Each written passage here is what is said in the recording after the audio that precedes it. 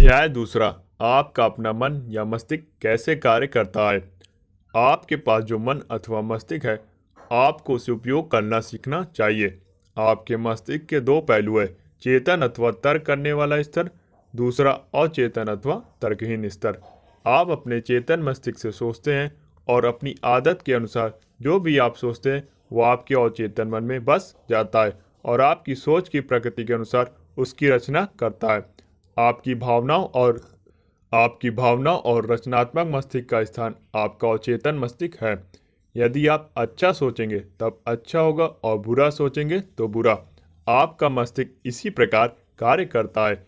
याद रखने योग्य यह एकमात्र बिंदु है। अचेतन एक बार आपका विचार स्वीकार कर लेता है तो यह उस पर कार्य करना शुरू कर देता है। यह एक बहुत दिलचस्प और गूढ़ सत्य है कि अचेतन मस्तिष्क के नियम अच्छे और बुरे पर एक ही तरह से कार्य करते हैं।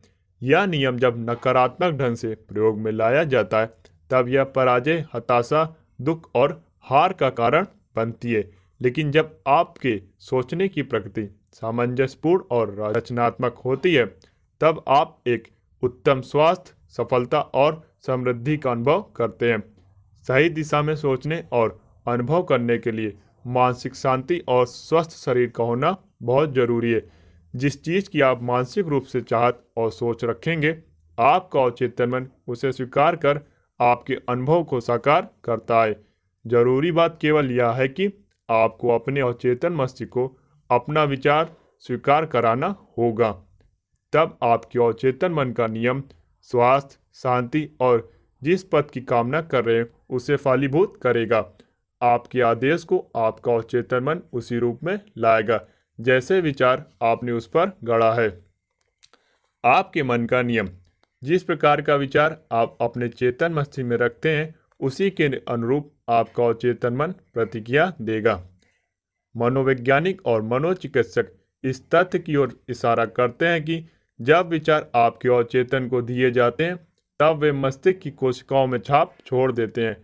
आपका अवचेतन जैसे ही किसी विचार को स्वीकारता है तुरंत ही उस पर कार्य करना शुरू कर देता है। यह विचारों और जीवन भर में एकत्रित किए गए ज्ञान का सदुपयोग होता है।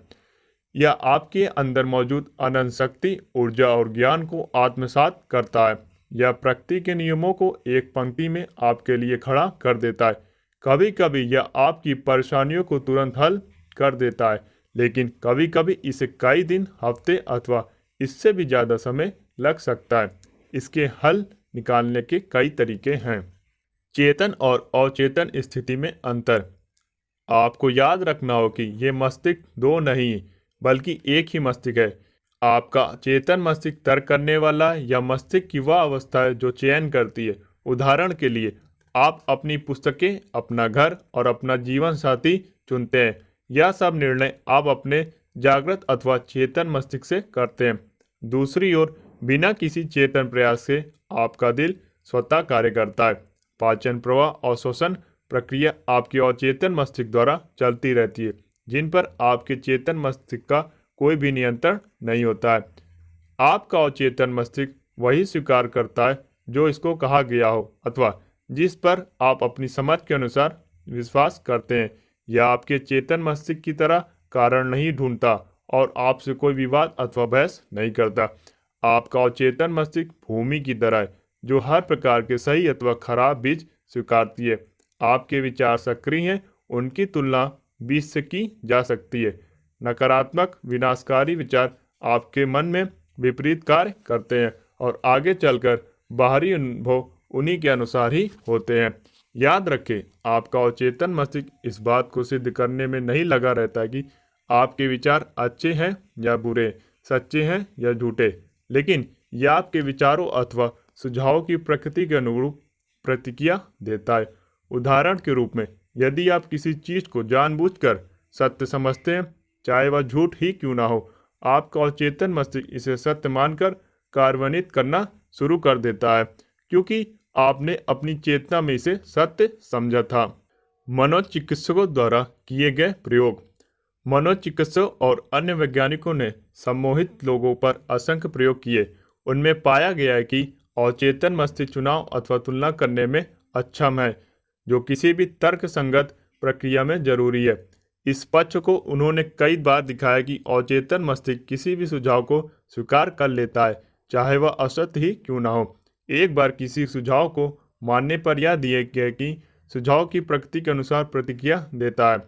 अवचेतन मन के सुझाव पर इस सुविधा को समझाने के लिए यदि कोई अनुभवी सम्मोहन करने वाला व्यक्ति किसी सम्मोहित व्यक्ति को सुझाव देता है कि वह नेपोलियन बोनापार्ट यहाँ तक कि एक बिल्ली अथवा कुत्ता है, तो वह उसकी सटीक नकल करेगा। उसका व्यक्तित्व कुछ समय के लिए बदल जाता है। वह अपने उसी रूप पर विश्वास करता है जो उसे बताया गया हो। एक कुशल सम्मोहनकर्ता अपने किसी एक छात्र को सम्मोहित अवस्था में कहता है कि उसकी पीठ में खुजली हो रही है, किसी दूसरी छात्र को उसके नाक से खून बह रहा है, किसी अन्य को वह संगमरमर की मूर्ति है, किसी और को वह ठंड से जम रहा है और तापमान शून्य से नीचे है। प्रत्येक छात्र सम्मोहनकर्ता के बताए गए निर्देशों के अनुसार कार्य करेगा। इस तथ्य से एकदम अनभिज्ञ कि उसका माहौल उसके विचार के अनुसार है ही नहीं। यह सब साधारण उदाहरण आपके चेतन तार्किक मस्तिष्क और आपके अवचेतन मस्तिष्क के अंतर को साफ साफ दर्शाते हैं। अवचेतन मस्तिष्क जो चुनाव न करने वाला और जो कुछ चेतन मस्तिष्क कहता है उसे सच समझता है। इस प्रकार आप विचारों, सोच और क्षेत्र का महत्व समझते हुए आशीर्वाद, उपचार, प्रोत्साहन से अपनी आत्मा को प्रसन्नता से परिपूर्ण कर सकते हैं। उद्देश्य और वस्तुपरक मस्तिष्क का स्पष्टीकरण।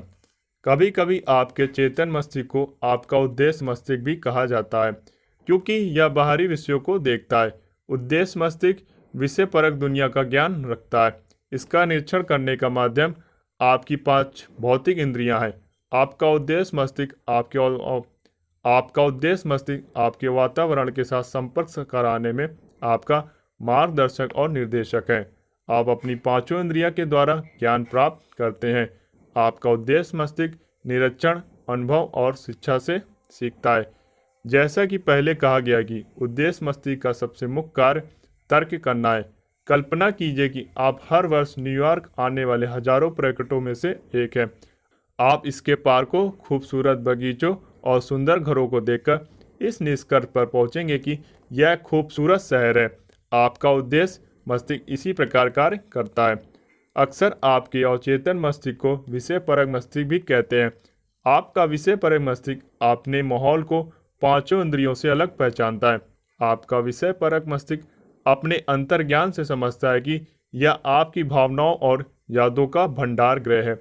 आपका विषय परक मस्तिष्क सबसे उच्च स्तरीय कार्य तब करता है जब आपकी उद्देश्य इंद्रियां सक्रिय नहीं होती हैं।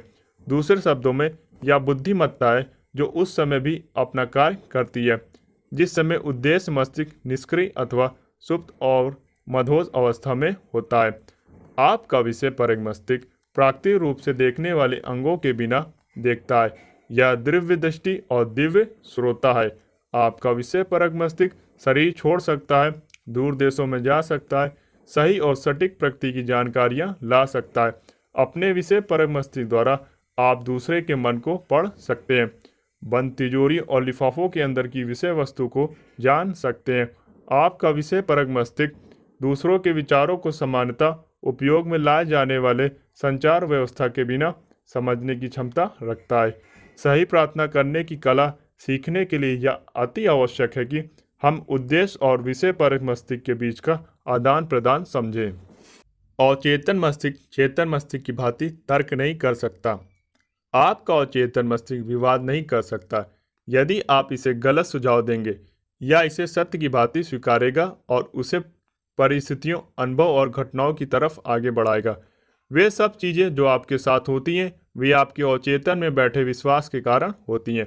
यदि आप गलत धारणा अपने मन को देते हैं तो उस पर विजय पाने का सही तरीका है रचनात्मक सामंजस्यपूर्ण विचारों को बार बार दोहराएं, जिसे आपका अवचेतन मस्तिष्क स्वीकार करे और फिर नए व स्वस्थ विचारों और जीवन को बना पाएं, क्योंकि अवचेतन मस्तिष्क आदतों का स्वभाव है। आपके चेतन मस्तिष्क की स्वाभाविक सोच आपके अवचेतन मन में गहरी पैठ बनाती है। यदि आपके विचार सामंजस्यपूर्ण, शांतिपूर्ण और रचनात्मक हैं तो यह आपके लिए एक अनुकूल स्थिति है। यदि आप डर, चिंता और अन्य विनाशकारी सोच रखते हैं तो इसका उपचार केवल यही है कि अपनी अवचेतन मन की सर्वव्यापकता को पहचानें और उससे आज़ादी, खुशी और उत्तम स्वास्थ्य की कामना करें। आपका अवचेतन मस्तिष्क रचनात्मक और दिव्य स्रोत बनकर आपकी हार्दिक इच्छानुसार के लिए आज़ादी और खुशियाँ लाने की तैयारी में लग जाएगा। सुझाव की विशाल शक्ति। अब तक आपको समझ जाना चाहिए कि आपका चेतन मस्तिष्क द्वार का प्रहरी है और इसका मुख्य कार्य आपके अवचेतन मस्तिष्क को असत्य तथ्यों से बचाना है। अब तक आप मस्तिष्क के आधारभूत नियमों से अवगत हो चुके हैं। आपका अवचेतन मस्तिष्क सुझावों से जल्दी प्रभावित हो जाता है। जैसा कि आप जानते हैं कि आपका अवचेतन मस्तिष्क कोई तुलना नहीं करता और ना ही कुछ विपरीत सोचता है अथवा तर्क करता है या अपने लिए कुछ नहीं सोचता है। सोचने की प्रक्रिया आपके चेतन मस्तिष्क की है और चेतन मस्तिष्क केवल चेतन मस्तिष्क द्वारा छोड़ी गई छाप पर प्रतिक्रिया देता है या किसी प्रकार से एक कार्य को दूसरे कार्य से बेहतर या कमतर नहीं आंकता। सुझाव की विशाल शक्ति का उत्कृष्ट उदाहरण निम्नलिखित है। कल्पना करो आप जहाज पर सवार हो रहे हो। छोटे ठिगने व्यक्ति से बात करें।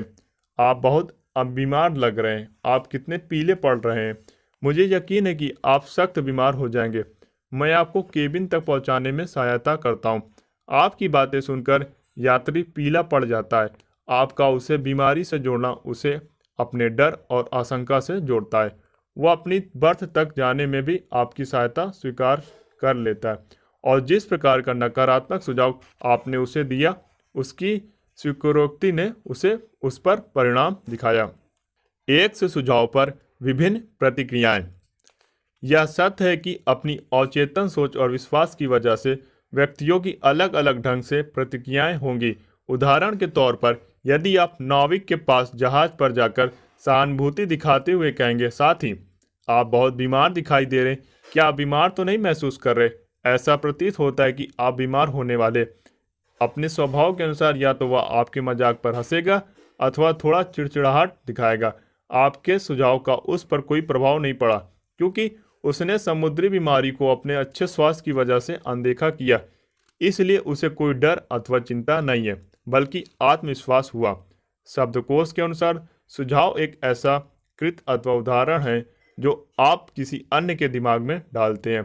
एक मानसिक प्रक्रिया जिसमें विचार या सोच जिसका सुझाव दिया गया है उसे स्वीकार कर कार्यान्वित करता है। आपको याद रखना होगा कि कोई भी सुझाव अवचेतन मस्तिष्क में नहीं थोपा जा सकता जब तक चेतन मस्तिष्क इसके लिए सहमत ना हो। अन्य शब्दों में, अपने चेतन मस्तिष्क को दिए गए सुझावों को अस्वीकार करने की शक्ति है। नाविक के संदर्भ में उसे समुद्री बीमारी का कोई भय नहीं था। उसे स्वयं पर इस रोग से मुक्त होने का विश्वास था। इसीलिए नकारात्मक सुझाव के पार भय पैदा करने के लिए कोई शक्ति नहीं थी। दूसरी यात्री पर समुद्री बीमारी का सुझाव स्वयं पर इसका भय होने की वजह से बढ़ गया। हम में से प्रत्येक का अपना आंतरिक भय, विश्वास और विचार होता है और यह आंतरिक विचार हमारे जीवन को नियंत्रित और शासित करता है। सुझाव में कोई अपनी शक्ति निहित नहीं होती जब तक कि मानसिक रूप से आप इसे स्वीकार ना करें। सुझाव की प्रकृति के अनुसार आपका अवचेतन मस्तिष्क सीमित प्रक्रिया देता है। उसने अपनी बाह कैसे खोई। प्रत्येक 2 या 3 साल में मैं लंदन ट्रूथ फोरम द्वारा कैक्टस हॉल में आयोजित व्याख्यान की श्रृंखला के लिए लंदन जाता हूँ। यह एक ऐसा मंच है जिसकी स्थापना मैंने कई वर्ष पूर्व की थी। निर्देशक डॉक्टर एवलिन फ्लीट ने मुझे अंग्रेजी समाचार पत्र के एक लेख सुझाव की शक्ति से निपटने के बारे में बताया। यह एक व्यक्ति द्वारा 2 वर्ष में अपने अवचेतन मस्तिष्क को दिए गए सुझाव के बारे में था। मैं अपनी बेटी को ठीक करने के लिए अपना दाहिना हाथ दे दूंगा। ऐसा पता चला कि उसकी बेटी त्वचा के असाध्य रोग के साथ साथ अपंग बना देने वाली हड्डी की बीमारी आर्थराइटिस से जूझ रही थी। चिकित्सीय प्रयास उसकी स्थिति को कम न कर सके और उसका पिता अपनी पुत्री के ठीक होने की गहरी कामना रखता था। इसीलिए उसने उसका इजहार उपर्युक्त शब्दों से किया। डॉक्टर एवलिट फ्लीट ने कहा कि समाचार पत्र के लेख ने इस ओर इशारा किया कि एक दिन परिवार और अपनी कार से जा रहा था, तब वह दूसरी गाड़ी से टकराई। पिता का दाहिना हाथ उसके कंधे से कट गया और तुरंत उसी वक्त उसकी बेटी का आर्थराइटिस और त्वचा का रोग गायब हो गया। आपको सुनिश्चित करना होगा कि आप अपने अवचेतन मन को केवल इस प्रकार के सुझाव दें जो आपको उपचार, आशीर्वाद, उन्नति और सभी प्रकार से प्रोत्साहित करें। याद रखें, आपका अचेतन मस्तिष्क मजाक नहीं ले सकता। वह आपके शब्दों कैसे को स्वयं ग्रहण के सुझाव भय को समाप्त करते हैं। स्वयं को दिए गए सुझाव के उदाहरण। स्वयं सुझाव का अर्थ है स्वयं को स्पष्ट और विशिष्ट सुझाव देना। हार्वर्ड पार्किंग स्वयं सुझाव पर अपनी उत्कृष्ट पुस्तक हार्वर्ड पार्किंग ऑटो सजेशन में निम्नलिखित घटना बताते हैं। इसका एक दिलचस्प पहलू है जिसे इसे आप याद रख सकते हैं। एक न्यूयॉर्क के दर्शक ने शिकागो में अपनी घड़ी देखी जिसका समय शिकागो के समय से 1 घंटा आगे था और उसने अपने शिकागो के दोस्त को बताया कि अभी 12 बजे हैं। उसके शिकागो के दोस्त ने बिना ध्यान दिए कि दोनों शहरों में समय का अंतर है, अपने न्यूयॉर्क वाले दोस्त को बताया कि वह भूखा है और उसे खाने पर जाना चाहिए। स्वयं के सुझाव का उपयोग विभिन्न प्रकार के डर और नकारात्मक स्थितियों को खत्म करने के लिए किया जा सकता है। एक युवा गायिका को आवाज परीक्षण के लिए बुलाया गया। वह इस साक्षात्कार के लिए बहुत उत्सुक थी, लेकिन पिछले 3 वर्षों में डर की वजह से वह बुरी तरह असफल रही थी। इस युवती की आवाज बहुत अच्छी थी, लेकिन यह स्वयं को कहती रहती थी, जब मुझे गाने का मौका मिलेगा शायद वे मुझे पसंद न करें। मैं कोशिश करूंगी, लेकिन मैं बहुत डरी हुई और आशंकित हूँ। उसके अचेतन मन ने इन नकारात्मक स्वयं सुझावों को एक याचना की तरह लिया, उन्हें उसके अनुभव में ले आया। उसके असफल होने का कारण अनजाने में किया गया स्वयं सुझाव था, जैसे कि पूरे भावनात्मक और विषय वस्तु में मौन डर। उसने निम्नलिखित विधि अपनाकर अपने डर को काबू में पाया। दिन में 3 बार उसने स्वयं को कमरे में अलग किया। वह आराम कुर्सी पर निश्चिंत होकर बैठ गई, शरीर को ढीला किया और आंखें बंद कर ली। उसने अपने शरीर और मस्तिष्क को स्थिर किया। शारीरिक स्थिरता के लिए मानसिक निष्क्रियता अनुकूल है। वह मस्तिष्क को सुझाव के लिए ज्यादा ग्राही बनाती है। उसने अपनी भय के सुझाव को यह कहकर जवाब दिया, मैं बहुत सुंदर गाती हूँ, मैं संतुलित, शांत और आत्मविश्वास से भरी हुई हूँ। उसने इस वाक्य को धीरे धीरे और शांति से पूरे भाव के साथ 5 से 10 बार कहा। ऐसा वह दिन में 3 बार और रात को ठीक सोने से पहले कहती है। सप्ताह के अंत तक वह शांत भाव और आत्मविश्वास से भर गई। जब उसे आवाज परीक्षण का निमंत्रण आया तो उसने एक अद्भुत और आश्चर्य भरा परीक्षण दिया। उसकी याददाश्त कैसे लौट आई। एक स्त्री थी जिसकी आयु 75 वर्ष की थी। उसकी स्वयं को कहने की आदत थी, मेरी याददाश्त खो रही है। उसने इस आदत को उल्टा कर लिया और दिन में कई बार स्वयं स्वभाव को यह कह देती, आज से मेरी याददाश्त हर क्षेत्र में सुधर रही है।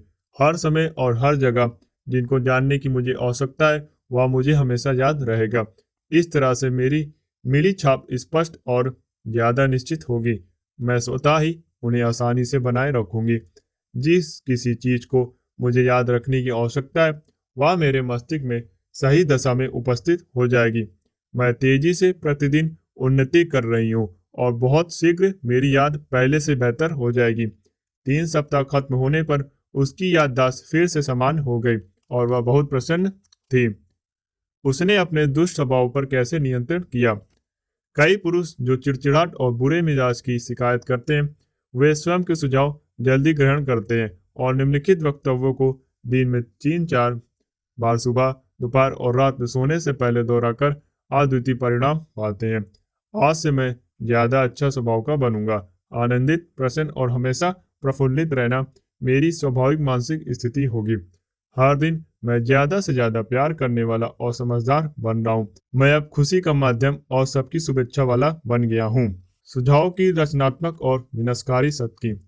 कुछ उदाहरण और टिप्पणियां विभिन्न प्रकार के सुझाव पर विभिन्न अथवा विषम सुझाव का तात्पर्य। किसी अन्य व्यक्ति द्वारा दिए गए सुझाव प्राचीन काल से ही हर समय इस धरती के हर देश में सुझाव की शक्ति ने मनुष्य के जीवन में और सोच में महत्वपूर्ण भूमिका निभाई है। विश्व के कई भागों में धर्म की यह नियंत्रण शक्ति है। सुझाव का उपयोग अपने को सुशासित और नियंत्रित करने के लिए किया गया जा सकता है, लेकिन इसका उपयोग उन पर भी नियंत्रित पाने और शासित करने के लिए किया जा सकता है जिन्हें मस्तिष्क के नियमों का ज्ञान नहीं है। अपने रचनात्मक रूप से यह अद्भुत और अद्वितीय है। नकारात्मक रूप में यह मस्तिष्क का एक बहुत बड़ा प्रतीकात्मक पहलू है जिसका परिणाम दुख, पराजय, कष्ट, बीमारी और विनाश होता है। आपने कैसे इनमें से किसी एक को स्वीकार किया।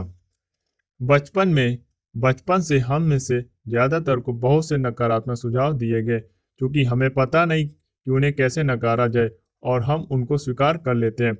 यहाँ कुछ ऐसे ही नकारात्मक सुझाव हैं। तुम नहीं कर सकते हो, तुम्हारा कुछ नहीं होगा, तुम्हें नहीं करना चाहिए, तुम फेल हो जाओगे, तुम्हारे पास कोई मौका नहीं। सवाल इसका कि नहीं तुम क्या जानते हो, बल्कि इसका कि तुम किसे जानते हो। यह दुनिया नरक में जा रही है, क्या फायदा, और कोई परवाह नहीं करता, इतनी मेहनत का कोई फायदा नहीं, तुम अब बहुत बूढ़े हो गए, जिंदगी अंतहीन संघर्ष है, प्यार पक्षियों के लिए, तुम सफल हो ही नहीं सकते, जल्द ही तुम दिवालिया हो जाओगे, ध्यान रखो तुम्हें वायरस लग जाएगा, तुम किसी पर विश्वास नहीं कर सकते, इत्यादि इत्यादि। जब तक एक वयस्क की भांति आप रचनात्मक स्वयं सुझाव नहीं प्रयोग में लाते, जो स्वयं को अनुरूप करने की एक चिकित्सा है, आपके भूतकाल में छोड़ी गई छाप अथवा निशान आपके स्वभाव में बदलाव ला सकते हैं, जिनकी वजह से आपके निजी और सामाजिक जीवन में पराजय होती है। स्वयं सुझाव के माध्यम है जो आपको नकारात्मक बोले गए शब्दों के ढेर से बाहर निकालेगा, अन्यथा यह आपके जीवन की आकृति को खराब कर सकता है, जिससे अच्छी आदतों का विकास कठिन हो सकता है। आप अपने नकारात्मक सुझाव को निष्प्रभावी कर सकते हैं। किसी भी दिन का अखबार उठा ले, आप दर्जनों ऐसी खबर पढ़ेंगे जो हताशा, भय, चिंता, निराशा और आने वाले विनाश के बीच बो सकती है। यदि यह आपके द्वारा स्वीकार कर लिया गए, तो यह भय से भरी सोच आपके जीवन जीने की इच्छा खो सकती है। यह जानते हुए कि आपके अवचेतन मस्तिष्क को रचनात्मक सुझाव देकर इन सभी नकारात्मक सुझाव को अस्वीकृत कर सकते हैं। रचनात्मक सुझाव दें, इस प्रकार आप इन सभी विनाशकारी विचारों को निष्प्रभावी कर सकते हैं। समय समय पर लोगों द्वारा दिए गए नकारात्मक सुझाव को जांचते रहें। आपको दूसरे द्वारा दिए गए विनाशकारी विषम सुझाव से प्रभावित होने की जरूरत नहीं है। हम सभी ने अपने बचपन और किशोरावस्था में इसकी पीड़ा सही है। यदि आप पलट कर देखें तो आप आसानी से याद कर सकते हैं कि कैसे माता पिता, दोस्तों, रिश्तेदारों और सहयोगियों ने नकारात्मक सुझाव के आंदोलन में सहयोग दिया था। आपको जो कुछ बताया गया है उसका अध्ययन करें तो आप पाएंगे कि इनमें से अधिकतर तो एक प्रचार का रूप दिया गया है। जो कुछ आपको बताया गया उसका ध्येय आपको नियंत्रित करना या आप में भय पैदा करना था। इस तरह के विषम सुझाव प्रक्रिया हर घर, ऑफिस, फैक्ट्रियां और क्लब में चलती रहती हैं। आप पाएंगे कि इस प्रकार के सुझाव आपको सोचने, महसूस करने और कार्य करने के लिए दिए जाते हैं, क्योंकि अन्य लोग चाहते हैं कि आप लाभ हेतु कार्य करें। किस प्रकार सुझाव ने व्यक्ति को मारा? यहाँ एक विषम सुझाव का उदाहरण है। मेरा एक रिश्तेदार भारत में एक रत्न ज्योतिषी के पास गया, जिसने उसे बताया कि उसका दिल अस्वस्थ था और वह अगले महीने के पहले दिन मर जाएगा। उसने इस भविष्यवाणी को अपने परिवार के सभी सदस्यों को बताना शुरू कर दिया और अपनी वसीयत तैयार करा ली। इतना मजबूत सुझाव उसके अवचेतन मस्तिष्क में बैठ गया, क्योंकि उसने इस पर पूरी तरह से विश्वास कर लिया था। मेरे रिश्तेदार ने यह भी बताया कि इस रत्न पढ़ने वाले के पास कुछ जादू शक्ति भी निहित थी। वह किसी भी शक्ति का भला अथवा बुरा भी कर सकता था। जिस प्रकार की भविष्यवाणी की गई थी, वैसे ही उसकी मृत्यु हो गई, बिना जाने कि आपकी मृत्यु का कारण वह स्वयं था। मुझे लगता था कि हम में से कई न कई इसी प्रकार की अजीबोगरीब बेवकूफ़ी और अंधविश्वास से भरी कहानियां सुनी हैं। अपने ज्ञान से देखें कि अवचेतन मस्तिष्क किस प्रकार से कार्य करता है। जिस प्रकार से मनुष्य का चेतन तर्क संगत मस्तिष्क विश्वास करता है, उसी प्रकार अवचेतन मस्तिष्क उसे स्वीकार करता है और उस प्रकार करता है। मेरा रिश्तेदार प्रसन्न, स्वस्थ, जोश से भरा और शक्तिशाली था, जो बिना किसी कारण भविष्यवक्ता के पास गया। उसने उसे नकारात्मक सुझाव दिए, जिसे उसे स्वीकार किया। वह भयक्रांत था और हमेशा इस तथ्य को सोचता रहता था कि अगले महीने के पहले दिन वह मरने वाला है। उसने इसके बारे में सभी को बताना शुरू कर दिया और अपने को उस अंत के लिए क्रियाएं शुरू हो गईं, और उसकी अपनी सोच इसका कारण थी। वह स्वयं अपनी इस मौत को लाया अथवा अपने डर और अंत की आशंका से अपने भौतिक शरीर के विनाश का कारण बना। जिस महिला ने उसकी मृत्यु की भविष्यवाणी की थी, उसके पास उस क्षेत्र की कोई शक्ति नहीं थी। उसके सुझाव में कोई रचनात्मक अथवा उसका अंत करने जैसी कोई शक्ति नहीं थी। यदि उसे मस्तिष्क के नियम का ज्ञान होता तो वह इस नकारात्मक सुझाव को पूरी तरह से नकार देता। यदि वह जानता कि अपने विचार और एहसास से ही वह नियंत्रित और शासित होता है। एक टिन के तीर की तरह जिसका लक्ष्य लड़ाकू जहाज पर था। महिला की भविष्यवाणी बिना उसे नुकसान पहुंचाए पूरी तरह से निष्कृष्ट और नष्ट की जा सकती थी। दूसरे द्वारा दिए गए सुझावों की आपके ऊपर स्वतः कोई शक्ति कार्य नहीं करती जब तक कि आप अपने विचारों द्वारा उन्हें शक्ति न प्रदान करें। आपका अपनी मानसिक स्वीकृति देनी होगी। आपको विचार को स्वीकार करना होगा, तब यह आपका अपना विचार बन जाता है और आप सोचने लगते हैं। स्मरण रखें, आपके अंदर अपने लिए अच्छा चुनने की क्षमता है। जिंदगी चुनिए, प्यार चुनिए, अच्छा स्वास्थ्य चुनिए। काल्पनिक प्रमुख परिसर की शक्ति। आपका मस्तिष्क एक न्याय व्यवस्था की तरह काम करता है। इसका अर्थ है कि जिस किसी भी मुख्य परिसर को आपका चेतन मस्तिष्क सत्य समझता है, उसी के आधार पर आपके मन की किसी विशेष प्रश्न अथवा समस्या पर आपका अवचेतन मन परिणाम निश्चित करता है। यदि आपका परिसर सत्य है, तब परिणाम भी सही होगा, जैसा कि निम्नलिखित उदाहरण दर्शाता है। हर सदाचार तारीफ करने योग्य है। दयालुता एक सदाचार है, इसलिए दयालुता की तारीफ करने योग्य है। दूसरा उदाहरण, सभी बनाई गई चीजें बदलती हैं और नष्ट हो जाती हैं। मिस्र के पिरामिड बनाए गए वस्तुएं एक दिन ये भी नष्ट हो जाएंगे। पहले कथन का संदर्भ मुख्य परिसर से है और सही परिणाम निश्चित रूप से सही परिसर का अनुसरण करेगा। एक कॉलेज के प्रोफेसर जिसने मई 1962 में न्यूयॉर्क के टाउन हॉल में हुई मस्तिष्की विज्ञान के व्याख्यान में भाग लिया था, उसने मुझे बताया, मेरी जिंदगी में सब कुछ उल्टा पुल्टा है।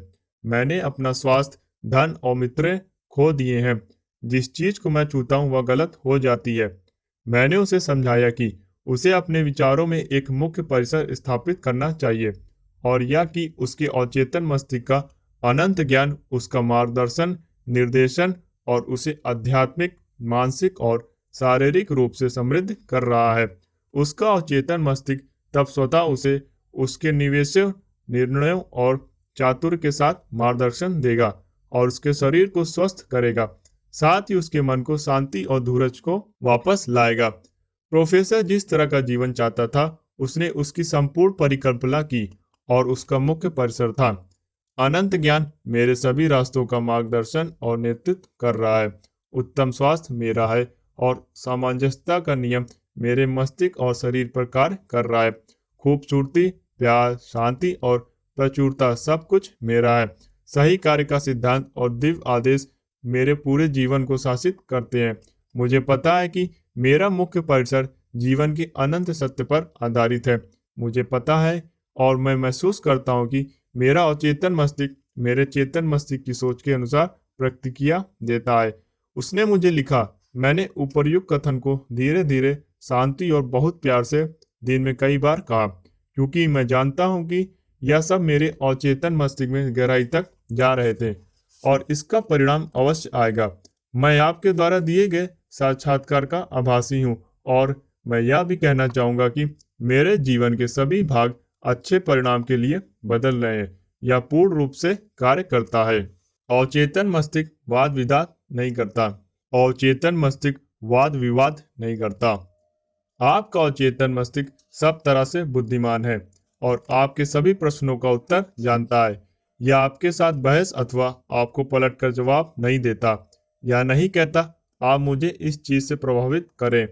उदाहरण के तौर पर, जब आप कहते हैं, मैं यह नहीं कर सकता, मैं बहुत बूढ़ा हो गया हूँ, मैं यह एहसान नहीं ले सकता, मैं गलत जगह पैदा हुआ, तब आप अपने अवचेतन मस्तिष्क में नकारात्मक विचारों को भर रहे होते हैं और इसी के रूप यह प्रतिक्रिया देगा। वास्तव में आप अपनी भलाई को रोक रहे हैं। इस प्रकार अपने जीवन में कमी और सीमित हताशा ला रहे हैं। जब आप रोड़े, रुकावटें अपने चेतन मस्तिष्क में लाते हैं, तब आप अपने अवचेतन मस्तिष्क के अंदर की बुद्धिमत्ता और ज्ञान से वंचित हो जाते हैं। वास्तव में आप कह रहे हैं कि आपका अवचेतन मस्तिष्क आपकी समस्याएं हल नहीं कर सकता। इससे मानसिक और भावनात्मक जमाव होगा, जिसके फलस्वरूप बीमारी और नसों के विकार की विकृति होगी। अपनी इच्छाओं को पाने और हताशा को काबू करने के लिए अपने शरीर को दिन में कई बार कहिए, अनंत ज्ञान जिसने मुझे यह इच्छा दी, मेरा नेतृत्व, मेरा मार्गदर्शन करता है, मेरे सामने मेरी इच्छाओं को पाने की योजना को बताता है। मैं जानता हूं कि मेरे अवचेतन की गहरी बुद्धिमत्ता अब प्रतिक्रिया दे रही है और जो महसूस करता हूँ मैं अंदर से मांगता हूँ वह यूं ही मिल जाता है। यहाँ संतुलन, साम्यावस्था और संभाव है।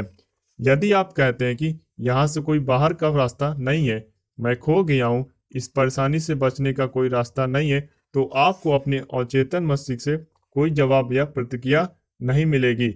यदि आप चाहते हैं कि आपके अवचेतन मस्तिष्क आपके लिए काम करे, तो सही अनुरोध करें और इसका सहयोग प्राप्त करें। यह हमेशा आपके लिए काम करता है। यह इस क्षण आपके हृदय की धड़कन को नियंत्रित कर रहा है, साथ ही आपकी सांसों को भी। यह आपकी उंगली के घाव को भरता है और इसकी प्रवृत्ति जीवन को आगे बढ़ाने में है। यह हमेशा आपका ध्यान रखता है और आपको संरक्षित करता है। आपके अवचेतन का आपका अपना मस्तिष्क है, लेकिन यह आपकी सोच और कल्पना को स्वीकार करता है। जब आप किसी समस्या का समाधान ढूंढ रहे होते हैं, तब आपका अवचेतन प्रतिक्रिया देगा, लेकिन यह आपसे उम्मीद करता है कि आप एक निर्णय और अवचेतन मस्तिष्क के सही न्याय पर पहुंचे। आपको यह स्वीकार करना होगा कि जवाब आपके अवचेतन मस्तिष्क में है। फिर भी यदि आप कहते हैं मैं नहीं समझता, इसका कोई हल नहीं है, मैं उलझन में हूँ, मुझे जवाब क्यों नहीं मिलता है, आप अपनी प्रार्थनाओं को निष्क्रिय कर रहे हैं। जैसे एक सिपाही समय को पूरा करता है, आप कहीं नहीं पहुंचते। अपने मस्तिष्क के पहिए को स्थिर रखें। निश्चित हो, इस दृढ़ता से आगे बढ़ने दें। मेरा अवचेतन जवाब जानता है कि यह अब मेरा जवाब दे रहा है। मैं धन्यवाद देता हूँ क्योंकि मैं जानता हूँ कि मेरे अवचेतन का अनंत ज्ञान सब कुछ जानता है और अब यह मुझे उत्तम जवाब दिख रहा है। मेरा दृढ़ विश्वास मेरे अवचेतन की महिमा और महानता को आजाद कर रहे हैं। ऐसा होने पर मैं